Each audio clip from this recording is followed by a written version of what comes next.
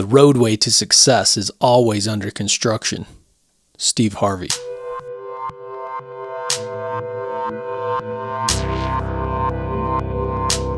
Man's time here is finite, but the influence of a man is infinite. The question is, what shall we do with the daylight that remains?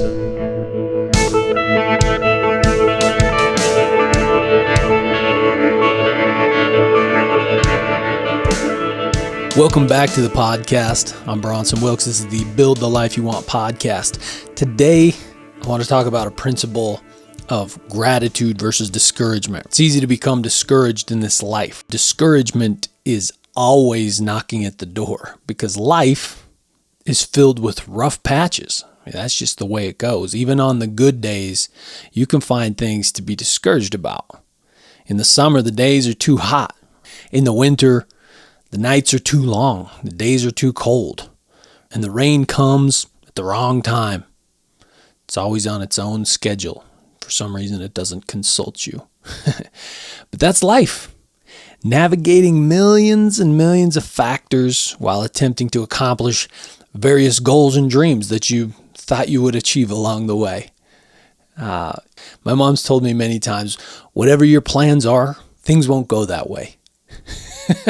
Right? Because there's just so many variables, so many things going on. The way you envisioned it when you were young turns out to be a little skewed about, what reality might look like. So you can enjoy the warmth of the sun and be grateful for its many gifts that the earth literally can't live without, or you can view it as a cancer-causing fireball that's trying to kill you. Both are true, but which one would you rather live with? Right? The gratitude. View life, view things, the environment, the people, the places, the things around you for what they can bring to the world, the good things that they offer. Right? The terrain is rugged, but that's what makes a majestic mountain. The desert is desolate, but that's what makes the stunning sunsets. The people are too busy and disconnected, all hustling around, right? But they're the same people that created all these luxuries we enjoy, the magnificent buildings that we utilize and walk around, the structures we travel across the world to see, the iPhones and maps and gizmos and gadgets and laptops and microphones that we all use to work and play and enjoy a variety of things. How do you want to view the people that are hustling around? Is hard work a curse or a blessing? Many times I tell people that I enjoy manual labor, and they look at me strange, like, what the heck? Are you in a hard time? Are you like an immigrant that's trying to establish roots in a new place and that's all you got? It's like, no, man, I like to work. Is it not better to enjoy feeling the warmth of the sun, to feel the dopamine from exerting myself and working my muscles and, feeling that sweat and strength? Is it not better to gain a bit of perspective on the day? Go out and work in the hot sun, sweat, struggle, maybe even bleed a little, and then get home and take a nice warm shower or play on the soft carpet with my kids in a nice air-conditioned house, sit on a nice soft couch and enjoy a movie at night. Like, if all you do is sit on that couch and essentially achieve nothing in the day, exert no mental or physical energy, then there's just no contrast. There's no perspective, right? You don't want everything to always just go very smoothly and easy and require nothing of you. So when you actually go out and exert yourself physically and mentally, emotionally, when you have those moments of luxury and ease and peace and comfort, it actually means something. It feels good. I mean, we don't want to live a life that requires no energy or effort. The truth is, you don't even want everything to be super easy.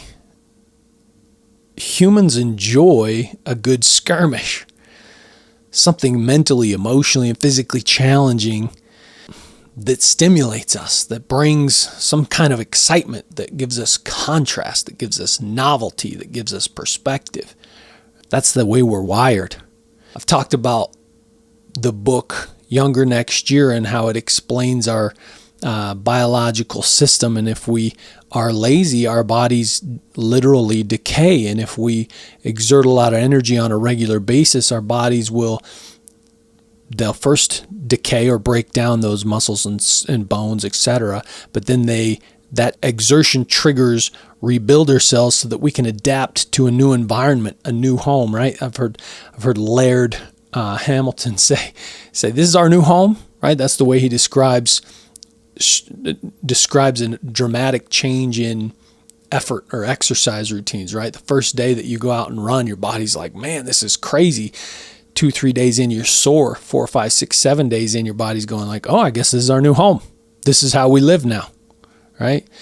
And your body is meant to adapt to an environment that is full of hormones that control our joy, our satisfaction, our cravings and desires. We're going to get into that in just a second.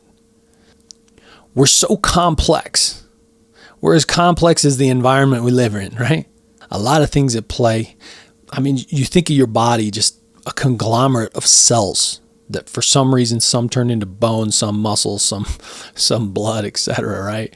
And there's hormones all over. There's microbes everywhere. Like, this is a complex ecosystem that we're managing, and we find joy in those things I described: contrast, perspective, hard work, looking at the positive, right? So it's easy to become discouraged because nothing goes quite the way you thought it would, or you had hoped it would, or the way you envisioned it.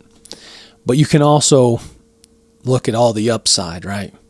It's like your car's having a few problems, but you still got a car. Your house isn't as luxurious as you wanted. It's not as nice or new or spacious as you wanted, but you're still living in a house, right? The politicians, every one of them seems to be under investigation for something, but you still live in this amazing country that gives you opportunity, freedom, wealth, the ability to achieve. You live in this day and age where everyone seems to be looking at their phones, but you also have limitless opportunities for employment, pleasure, luxury. I heard Steve Harvey say the roadway to success is always under construction, meaning that life is not smooth and free of struggle, and it never will be. You shouldn't expect it to be. You should basically become accustomed to the fact that it's always going to be filled with surprises, both exciting and difficult, barriers, struggles, obstacles, and the joy comes from recognizing the good that you have, which may just be your ability to overcome those struggles easier this time than last time, easier next time than this time. It may be the people you got to struggle with. Sometimes those are the best memories you'll ever have, struggling with people you love, right? And sometimes in my family, we try to do things that are uncomfortable on purpose because those are significant memories that usually turn into great memories. I'm going to shift a slight bit towards a podcast I heard from Andrew Huberman. He's got this great episode on motivation and dopamine management, how you can sort of control the way you feel about certain activities and how rewarding they seem to you. So one of them is, of course, gratitude is the antidote to discouragement, or, seeing the bright side is the antidote to constantly feeling depressed or down about life, feeling like you're a victim. You want to be in the powerful state, right? But at a hormone level as well, you can really change this. So dopamine is the primary driver of motivation in our bodies, right? So there are many, many hormones at play all the time. Some of them spike with different things, right? So you may have heard of like ghrelin associated with your appetite, or testosterone being, a driver of all kinds of things, but a sex drive, an aggression drive, different things like that.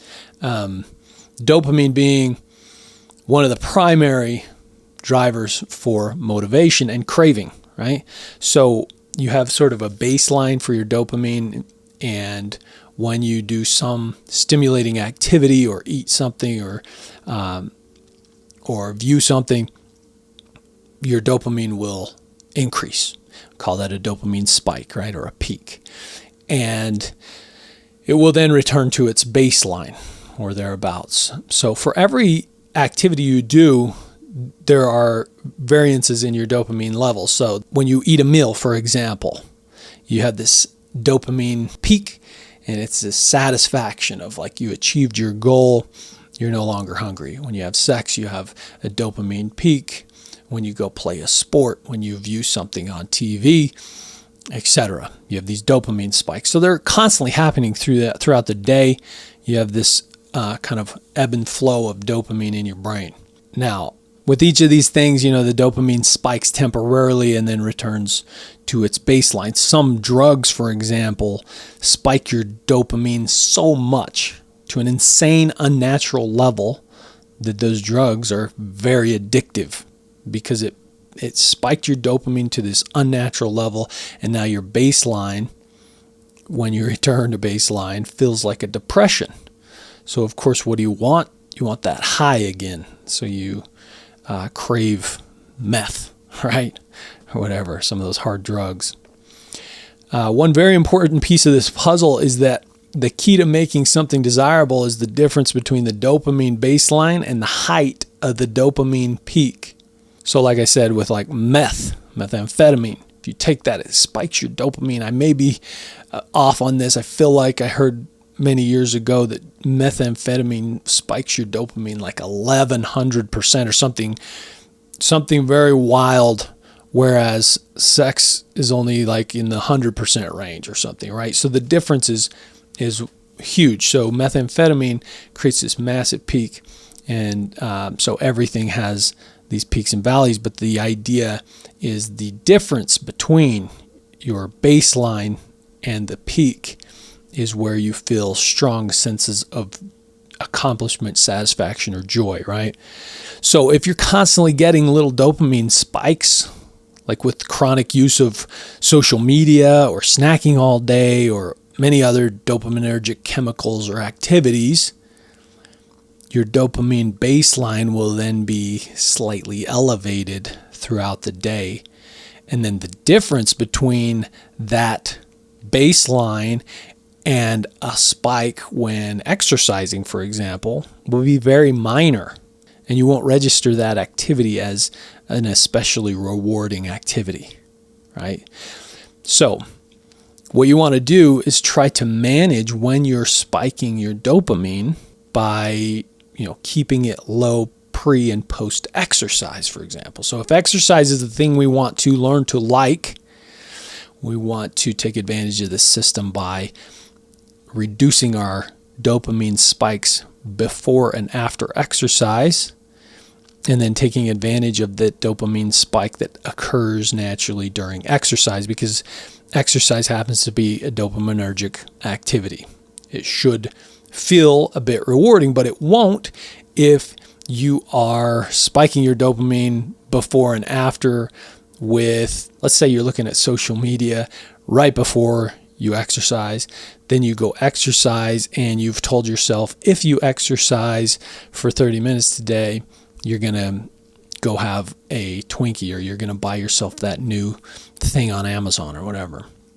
Well, now you've basically made the exercise feel like a duty.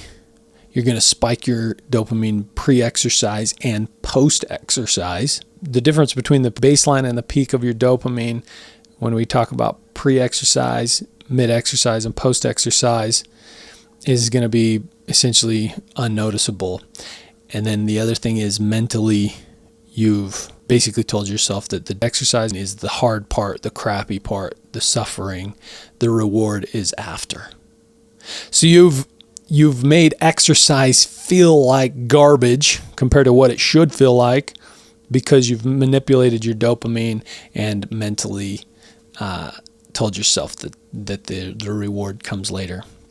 So we use this to our advantage by essentially saying, okay, what are the activities I want to establish in my life as rewarding? I I want to make those things good, right? So if you struggle with exercise, use that method. Keep those low. Maybe you could apply this to your job, right? I mentioned physical labor earlier. I like that feeling of physical labor, which is, I guess, exercise in a way. But also it could apply to the task that you're working on. So I mentioned the mental piece of that. You actually want to tell yourself that you enjoy the thing that you're doing while you're doing it.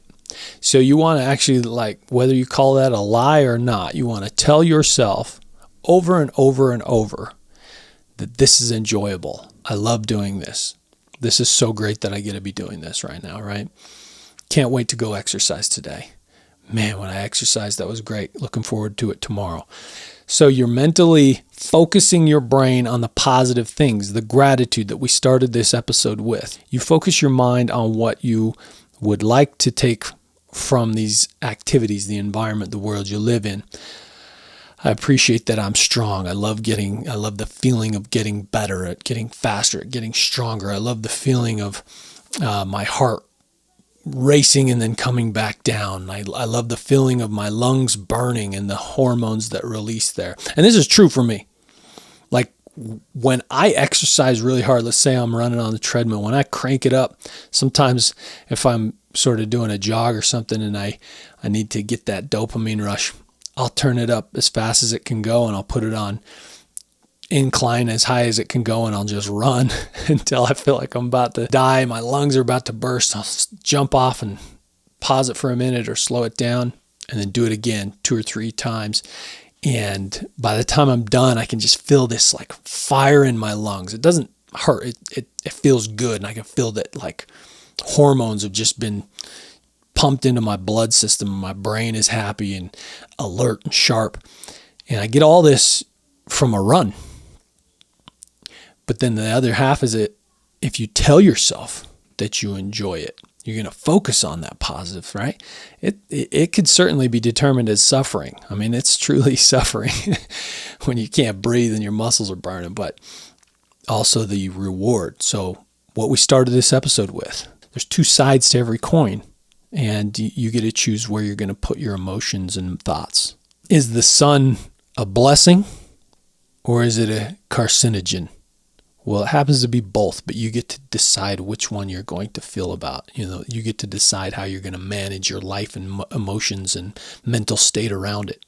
Same with exercise.